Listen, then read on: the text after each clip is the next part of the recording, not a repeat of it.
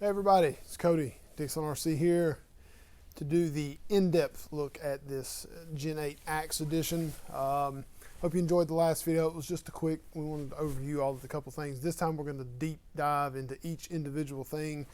We're going to look at the body and all that entails with it and the accessories that come with it. Then we'll look at the electronics that come with it. Then we'll look at all the extras that Redcat added to it that's different than the regular Gen8 as well. Things like that. Take apart a couple of things. I'm not going to take apart too much. This is actually somebody's rig, so I'm not going to take it too much apart. But we'll definitely get into it and look and see if we can see all the different things, show you the value, and then the value of this versus the other one or any other rig. Because like in the title states, this is probably this is the best RTR on the market, and that's ever been released as far as RTRs go. Now when we say RTR, that's ready to run.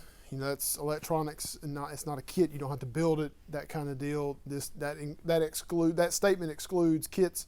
The BRX-01 and the Vanquish truck, I think, are probably the two top-notch kits out there. If we're going to go there, but there's a big argument there anyway. But for RTRs, this is probably top-notch, just because of the electronics. You can say what you want about the brand. The brand's stepping up. They're doing the right things. They are headed in the right direction as far as crawler market goes and everything else as well. And the electronics that come with it make it, I mean, it just puts it above that much, that much more. Considering the Gen8 itself is a $299 truck, and then say you was to go out and buy your own axe, that's another $200. The Fly Sky's another $85. The Reefs RC servos, another, I think it was $85 when it was actually out. So, you know, and then there's other things on top of that. Like don't even want to talk about the body. So you've already got all that extra money on top of the $299 that you've spent, and you're going to go ahead and change all that stuff anyway. This has all that included, already set up, already bonded, already ready to go. Pretty much everything's hooked up, ready to go. All you got to do is put batteries in your remote and go. So all right, so I'm going to move around. Of course, we're going to get from the top, maybe from the side. I don't know how I'm going to do it just yet, but we're going to go deep into the body first, then we'll change to electronics, and then we'll do chassis. So, yeah. All right, so let's get into the body and the things and tails with it. So, of course, you know this is a chop top. They took the top of it off. Instead of it being an SUV, it's now open. So you get a bed area, and then you get a full interior. Even though it is slightly plastic or Lexan, you do get some molded plastic pieces. Let's see if I can grip this thing. So you get a plastic seat, you get a plastic shifter, you get a plastic steering wheel,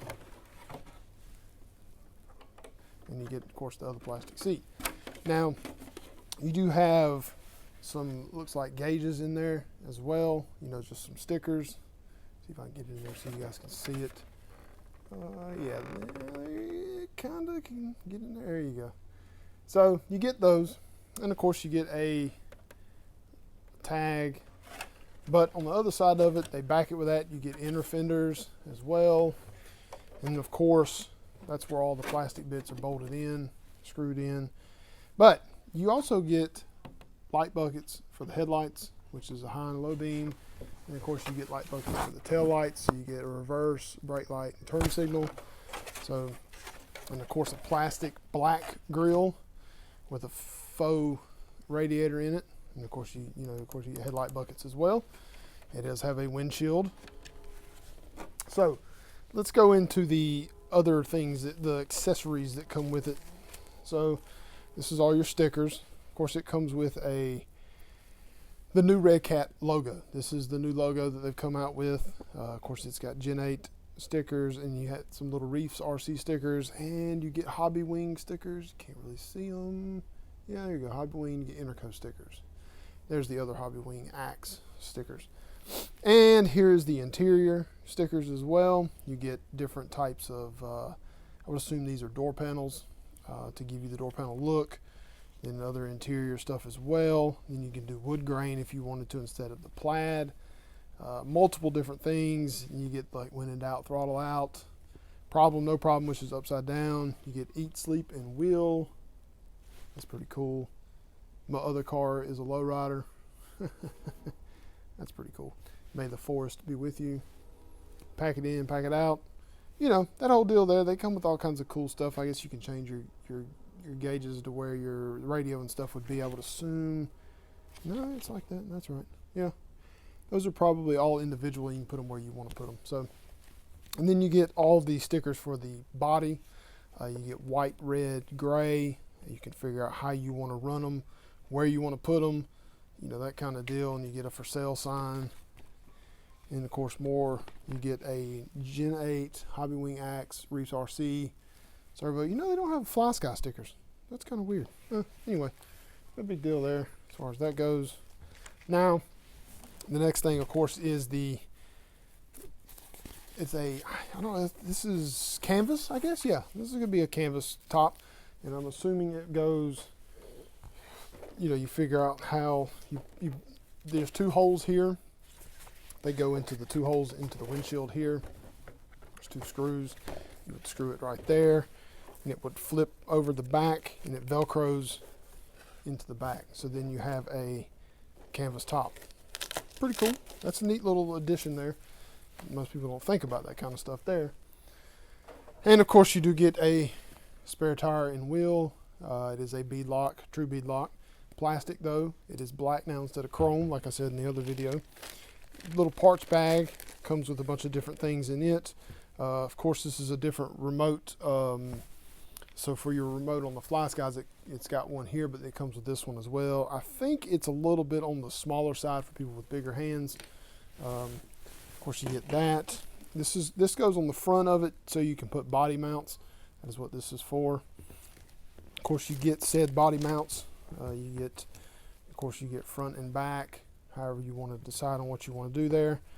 This is the spare tire mount. So you get this. This goes into the bed of the truck. It would go like here. Yeah, and then you put your spare tire there. So your spare tire would theoretically be like here. It sits, you know, up in there. Not sure you'd want to do that. I don't know why you'd want to do that, but you know, the look of it looks cool. These are little adapters, I think, that go into, maybe they're not. I don't know what they are. Anyway, so, and this looks like some sort of bracing for the, yeah, I think that's for like the roof panels. You get a couple of screws for all these said things. I'm assuming those are probably for the spare tire. And then you get a lot of little screws and little extra screws, but you get LED stoppers. These are really great when you put LED lights in. This holds them into the bucket. That's really good. And then of course the mirror, you get side mirrors, and then you get the chrome Redcat emblem that goes into the tail, the spot for the trailer hitch. It replaces the trailer hitch part. All right, so we'll talk about the electronics of the vehicle now. Of course, first thing we're going to talk about is going to be the Fly Sky GT5 remote. It is a 6-channel, 2.4 gigahertz remote.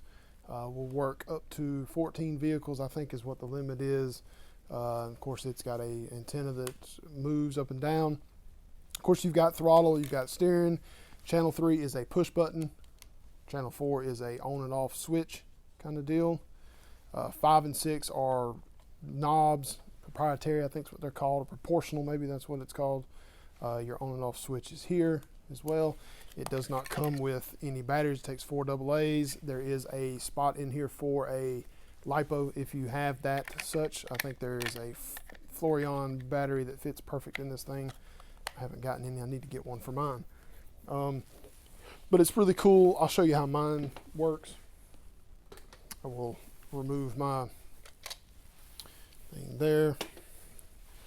But you switch it on, comes on. I think it's about dead. There it goes. So of course you can choose. I've got the Rally Beetle TRX4, the BRX01, Pro 4, which that's going to be, that was my old Proline truck. And I think that's just one extra one I've got laying around, but you can do, see how many I let it do. 20. You can do 20 at one time. That's a lot. So of course you can go in and change the names. You can do steering reverse, EPA, sub trim. You can do, it's got a fail safe. You got a crawl mode as well. It's got ABS, all kinds of things. So this is a nice remote, really good for what it is, for the money that you pay for it as well. Next thing up will be the Reefs RC 422 ounce HD version 2. This is a version 2. It's cool how they did not take the Reefs name off of it. It still says Reefs, but it has the Redcat logo on it as well. If I'm not mistaken, this thing is part plastic, part aluminum. It used to not be like that. So that's pretty cool that it's like that. They did a good job with that as well. Yeah, because see, it's got a plastic. That part right there is plastic, which is fine, not a big deal. It does have a metal horn. It looks like it is slightly redesigned compared to how the other one was. They're trying to fight the bump steer that this thing is known for.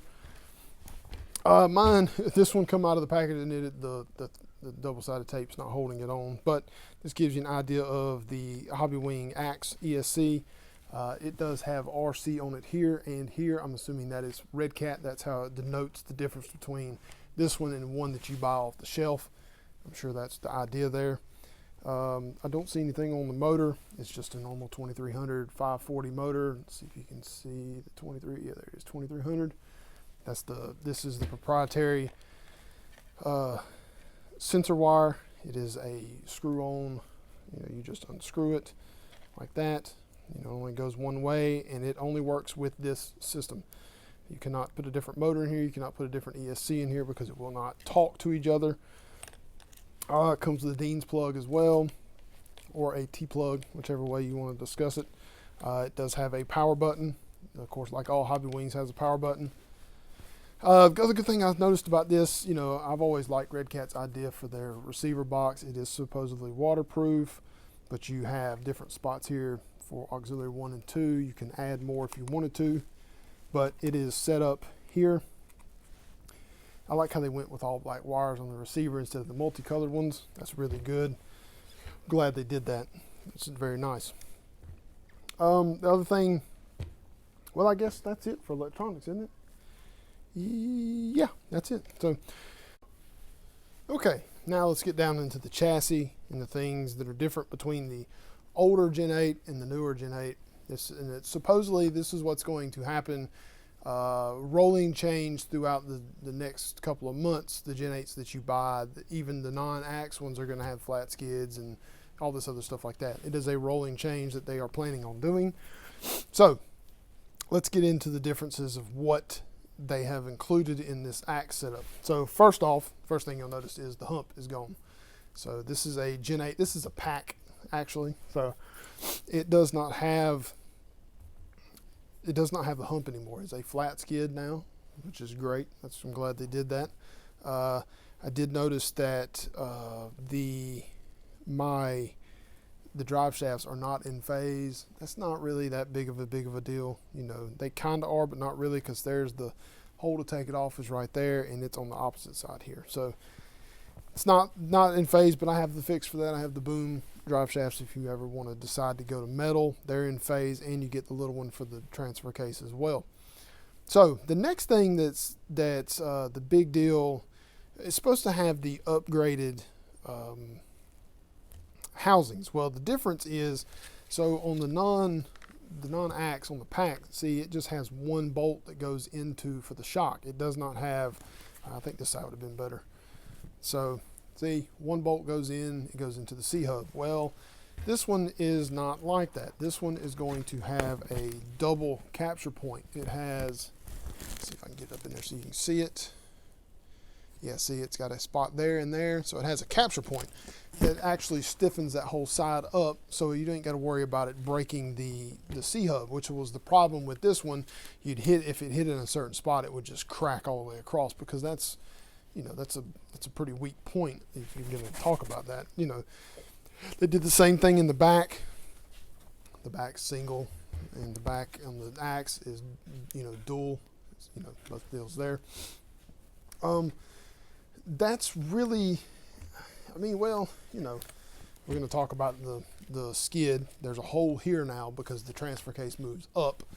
You know, this one does not have said hole, and that's the reason being that's you know, when I put that skid on, that's the reason why it had another battery tray. I did not notice that at the time, but that is why, because this battery tray will not fit on this one because of the hole right there that needs to be there for the transfer case.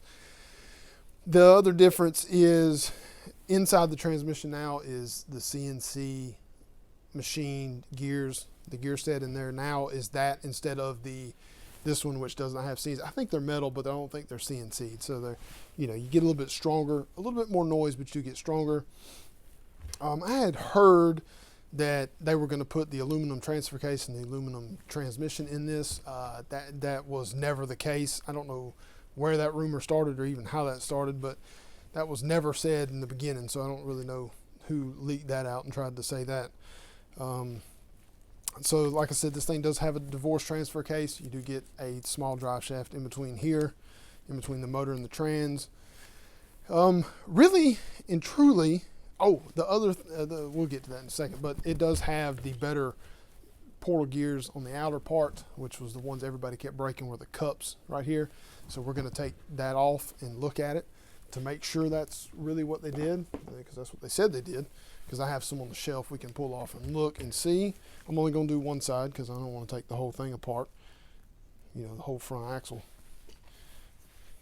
Let's take this off real quick.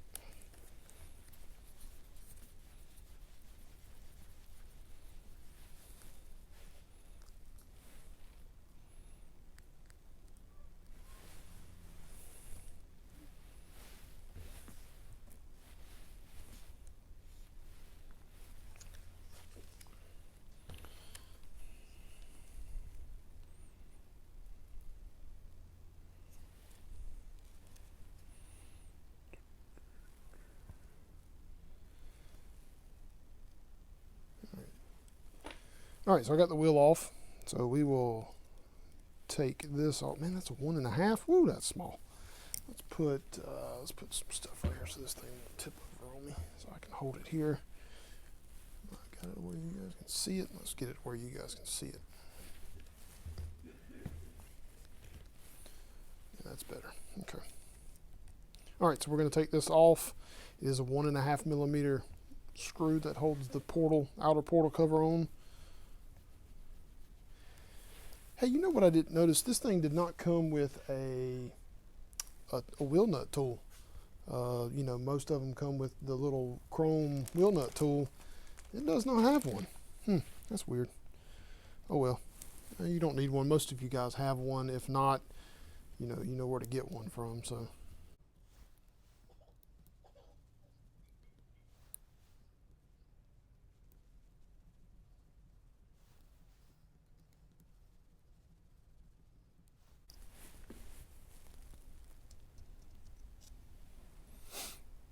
Hey, there's actually grease in here. Most of the time they always said there wasn't any grease. So that is the upgraded. All right, so look, took off the cover there. There is grease in there as well, which is good. It actually has some in there. So this is the portal gear that keeps breaking. It is the, not aftermarket, we'll just call it, these are the heavy duty ones that they come out with a couple of months ago to kind of remedy this. Of course, there's a super HD ones as well, the chromalies. I would suggest putting more grease in there. That's not very much grease. That'd probably be a good idea to put some more in there. It does have sealed bearings in it, which is good. That's a good thing. You don't get that too often. Actually, you kind of get that a lot nowadays, but so it's good. It has the upgraded outer portal gear, which is what you really want because everybody is breaking them left and right. I think I was at an event one time and saw somebody break 2 in the same weekend. So, you know, it's good that they've decided to include that.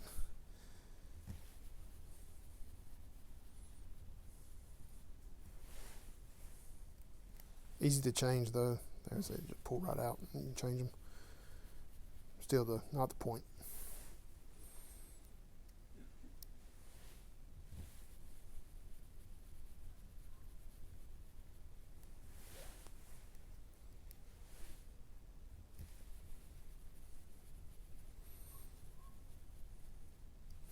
All right, so we see that. That's there.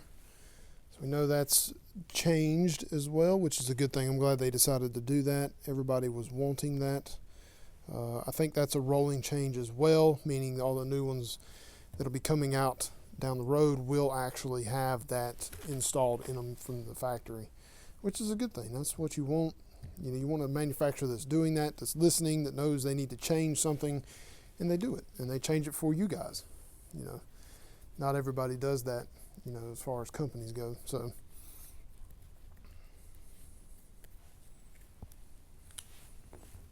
and of course this is the cap, center cap. It just screws on, no big deal. Easy to put back on, and that's it. So there you have it, the differences in the Gen 8 Axe and the regular Gen 8. Don't pay no attention to that. I gotta figure out how to fix that for him. Really, there's really no other chances or differences. There is the CNC gears inside the transmission. I am not going to take that out and take that apart. This is not my truck. I'm not going to do that because it's not, I don't feel right doing that. So I'm just not going to do it. Most of you guys know what that looks like anyway.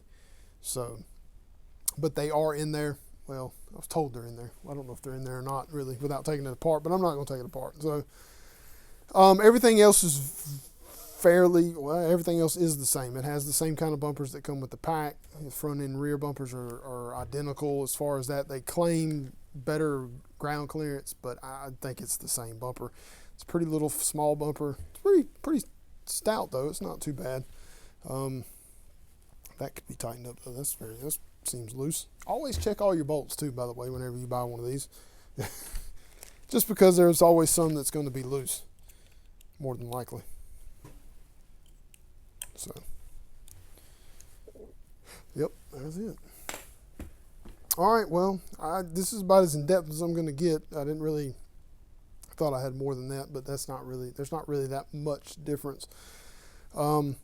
So stay tuned. We're going to have some running video at the end of this one. Hopefully I'll have good enough weather to do that for you guys. So it has been wet and rainy for the past couple of days. So stay tuned and we'll see that. And thanks for watching, everybody. And we'll see you next time.